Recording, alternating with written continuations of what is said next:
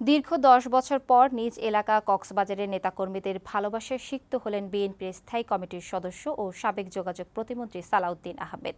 বুধবার সকালে সালাউদ্দিন আহমেদকে বহন করা ফ্লাইটটি কক্সবাজার আন্তর্জাতিক বিমানবন্দরে অবতরণ করলে নেতাকর্মীরা তাকে ফুল দিয়ে শুভেচ্ছা জানান। পরে সড়ক পথে চকরিয়া যাওয়ার পথে তিনি বলেন, বাংলাদেশকে বৈষম্যহীন দেশ হিসেবে গড়ে তোলা হবে। ছাত্র জনতার আত্মত্যাগের মধ্য দিয়ে অর্জিত শহীদদের স্বপ্নের বাংলাদেশ গড়ে তোলা হবে।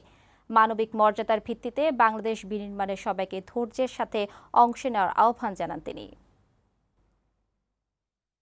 এটি প্রকৃত, এটি বৈষম্যহীন, সাম্যভিত্তিক এবং সামাজিক ন্যায় বিচার নিশ্চিত করতে হবে আমাদের সেই বাংলাদেশে।